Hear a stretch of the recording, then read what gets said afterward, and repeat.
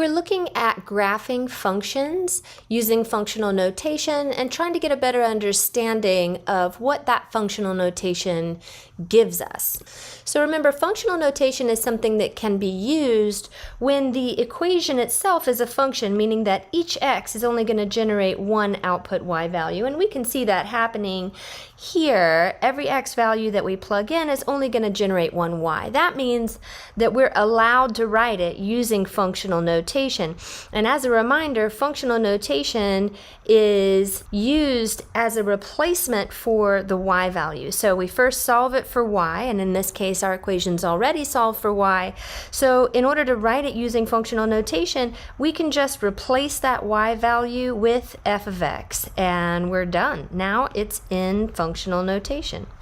Now we want to graph this function, and in this particular case what we're looking at is a linear function, so we should be pretty familiar with how to graph this. With functional notation, we can replace the y in our slope-intercept form with that f of x, and we're still going to be able to use the equation to determine the slope and the y-intercept here. So in our equation, what we have is that f of x is equal to 2x plus 1. So that means that our slope is positive 2 and our y-intercept is going to be 0, 1. So we can take that information and graph it on our Cartesian plane here. We'll start at 0, 1 like this, and then we'll use our slope, which can be up to right 1, so we'll go up to right 1 unit to land here, or we could say that's down to left 1, so we could go down to left 1 like this. Either way, we can plot these points and connect the dots to graph the line. Let's also label our ordered pairs here. So this is the ordered pair 0, 1, this is the ordered pair 1, 3, and then we have the ordered pair negative 1, negative 1 as an ordered pair down here. Now, find the value of f at negative 1. We're going to do this two different ways. We're going to start off by doing it algebraically, and then we're going to see what kind of information we get about the graph from that.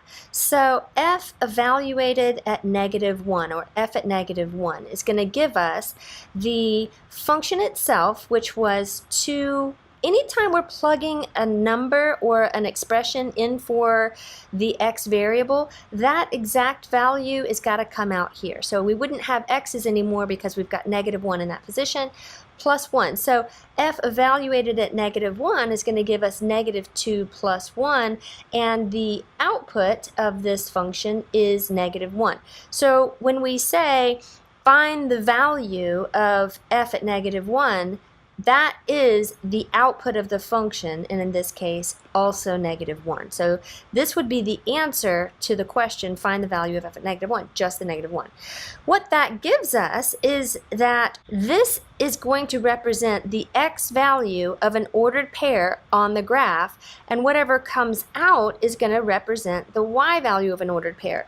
So to describe what f at negative 1 is, we would say the y value of an ordered pair on the graph of f, where the x-coordinate is the negative 1 that we plugged in.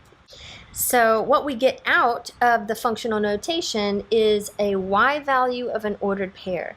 And when the x value is negative 1, we can actually see that we did get that point on our graph, right? We have negative 1 as the x-coordinate, and the y-coordinate that we got out was negative 1 as well. So this ordered pair can be thought of negative 1 was my x-coordinate, and the y-coordinate was the function evaluated at negative 1, right? The function evaluated at negative 1 is the y value of the ordered pair. So we can think about that notation representing a y value.